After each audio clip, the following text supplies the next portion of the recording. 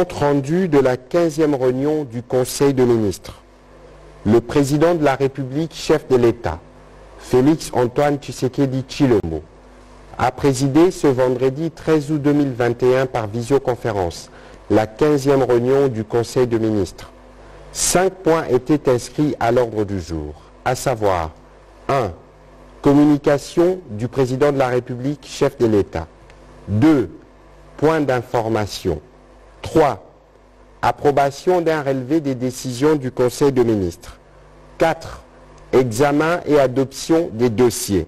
5. Examen et adoption des textes. 1. De la communication du président de la République, chef de l'État. La communication du président de la République a porté sur 3 points principaux, à savoir 1. Du décès d'un compatriote en Inde. Le président de la République a déploré la mort tragique d'un étudiant congolais en Inde. Il a invité le gouvernement à tirer la sonnette d'alarme pour que pareil incident, le deuxième du genre, ne se reproduise plus. Le président de la République invite la population au calme et à faire preuve de civisme face à cette situation. Tout acte de violence et de vandalisme à l'endroit des personnes et de biens de communautés indo-pakistanaises installées en République démocratique du Congo doit être condamné et stoppé immédiatement.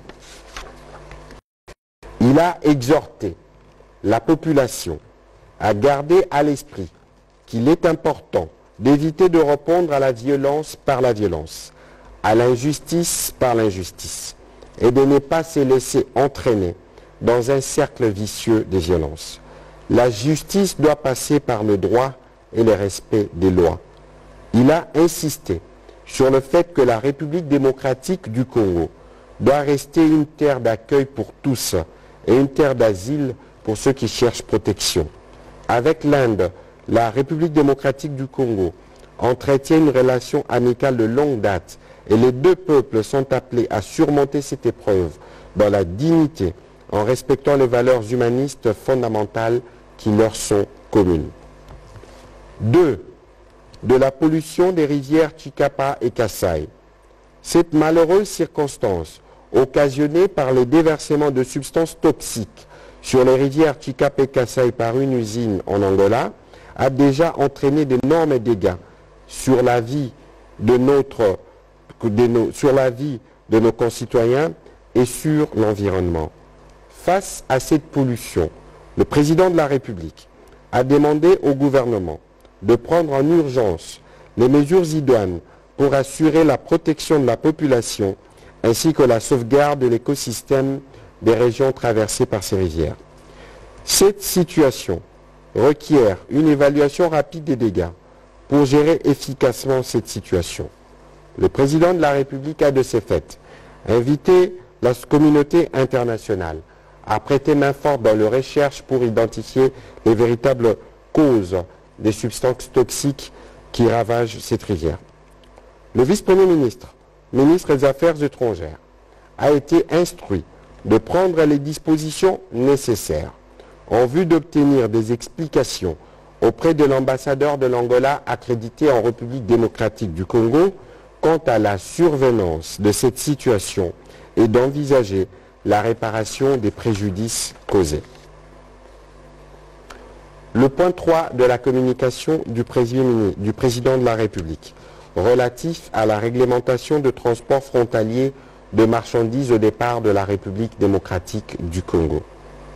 Dans le cadre de l'intégration régionale, le président de la République a exhorté les membres du gouvernement, dans leurs secteurs respectifs, de veiller à ce que les différentes mesures à prendre pour la régulation ne soient perçues comme de pratiques anticoncurrentielles dont l'effet serait d'empêcher, limiter ou fausser la concurrence au détriment d'opérateurs étrangers.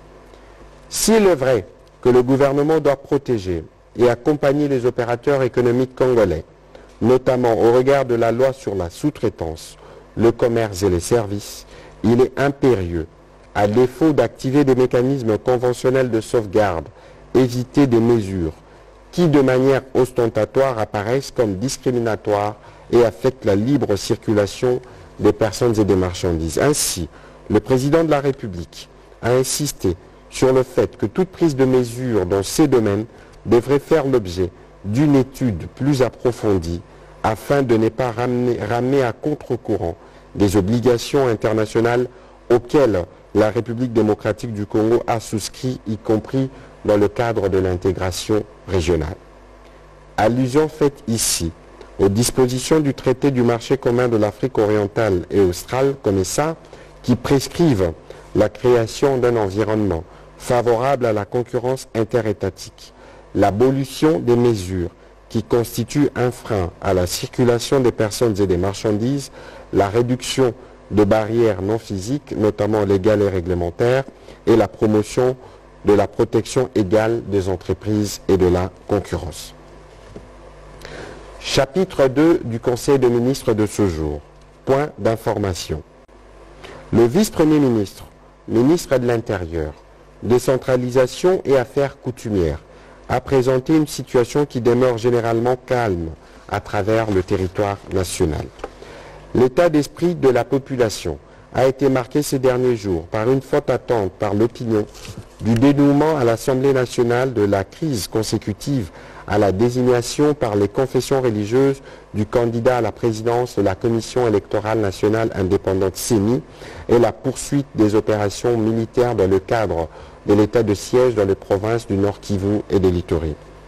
Le Conseil des ministres a également été informé du rapport de 5 journées d'audition de ministres de l'Intérieur, décentralisation et affaires coutumières, celui de la Défense nationale et anciens combattants, ainsi que celle de la justice et garde de sceaux devant la Commission défense et sécurité de l'Assemblée nationale sur l'évaluation à mi-parcours de l'état de siège décrété dans les provinces du Nord Kivu et de l'Ituri. Au terme de ces auditions, les députés nationaux ont relevé à l'attention des ministres ainsi qu'à celle du gouverneur militaire l'absence d'une collaboration et ont recommandé une plus grande solidarité dans l'action afin de permettre à l'état de siège d'atteindre ses objectifs. Le gouvernement de la République s'est engagé à en prendre en compte les observations faites par les élus du peuple à travers la Commission défense et sécurité pour une meilleure coordination dans la prise en charge globale de toutes les questions liées à l'état de siège. Abondant dans le même sens, la vice-ministre de la Défense nationale et ancien combattant, prenant la parole pour le compte du ministre en mission, a indiqué que les résultats de l'évaluation de l'état de siège présenté au Parlement a été positif au regard des réalisations ci-après. Le contrôle des zones, la réouverture des itinéraires jadis infréquentables, en l'occurrence les routes d'intérêt national et provincial, notamment la route nationale numéro 4 sur l'axe Beni-Komanda, sur l'axe Beni-Kassindi et la route nationale 27 sur l'axe Bunia-Mahagi. La reconquête d'une cinquantaine de villages, les retours progressifs des populations déplacées dans leur milieu d'origine, la réhabilitation et la réfection d'infrastructures de base détruites par les groupes armés ou par effets collatéraux des affrontements, réhabilitation financée par le gouverneur au moyen de recettes de province. La vice-ministre de la Défense a aussi informé le Conseil de la poursuite des opérations militaires dans les 2 provinces sous état de siège. Au sujet de l'évolution de la pandémie à Covid-19, le ministre de la Santé publique, Hygiène et Prévention a confirmé la tendance baissière de contamination à la Covid-19. Les statistiques d'occupation de lits présentes à Kinshasa indiquent la baisse du taux allant de 80% à 15% de taux d'occupation depuis la prise de mesures visant à endiguer la 3e vague de cette pandémie.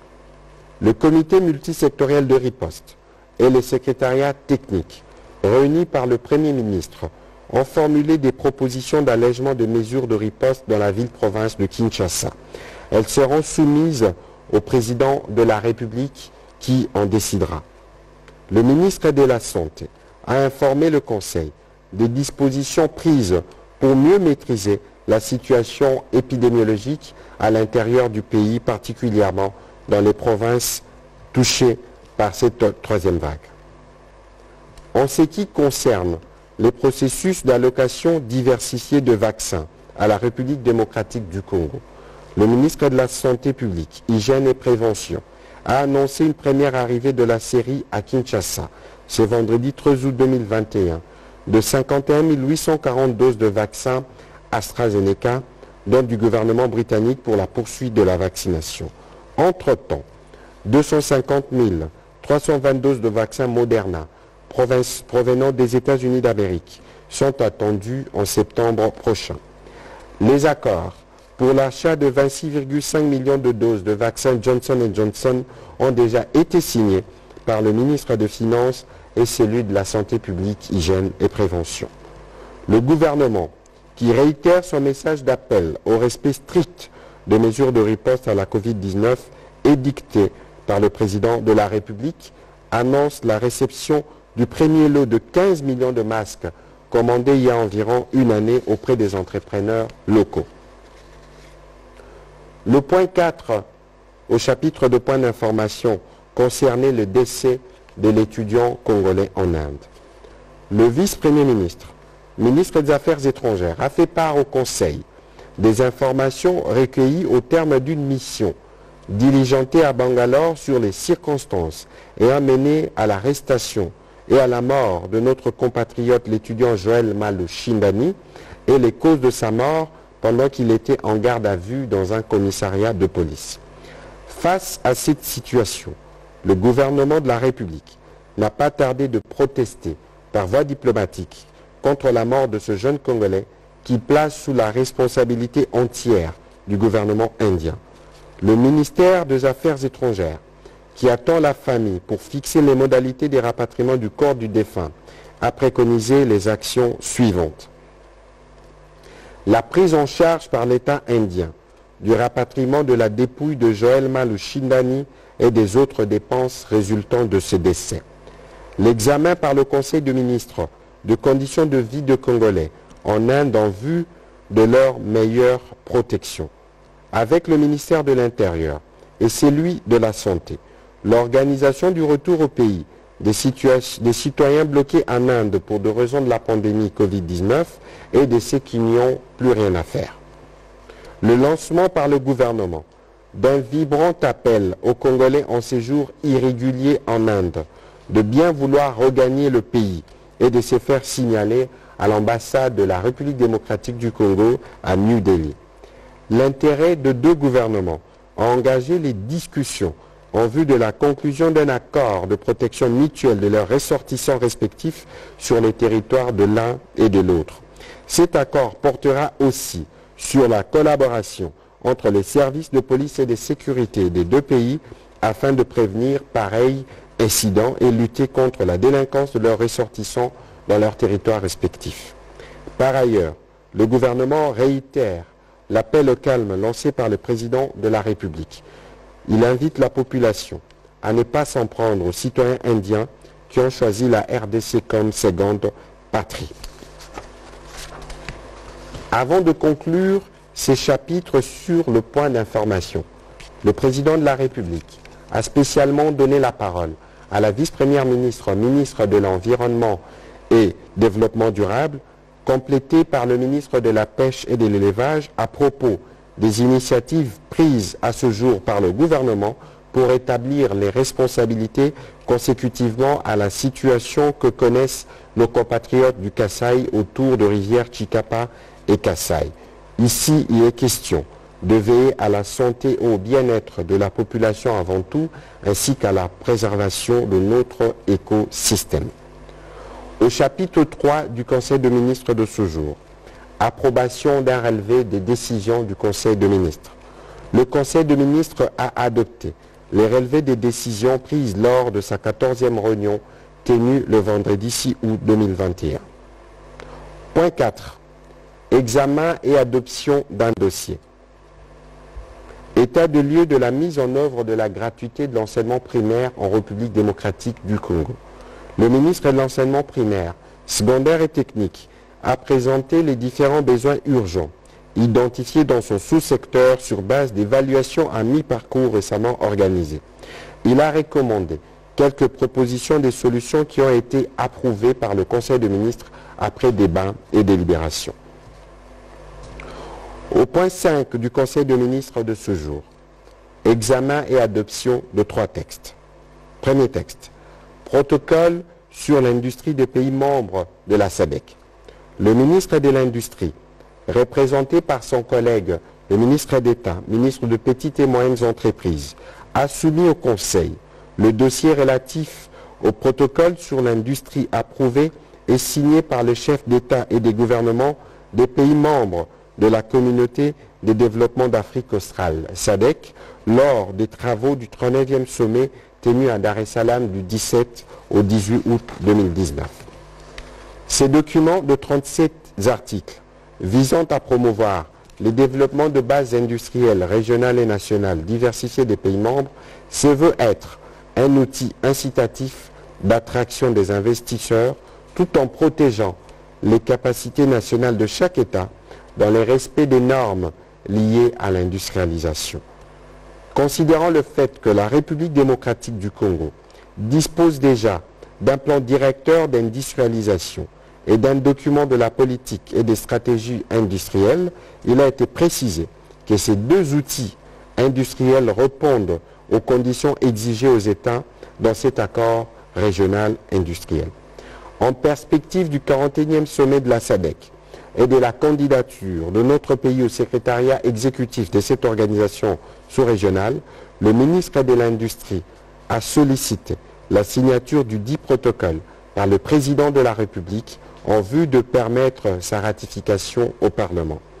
Après débat et délibération, ce texte a été adopté par le Conseil qui a invité le président de la République à signer le protocole sur l'industrie de pays membres de la SADC.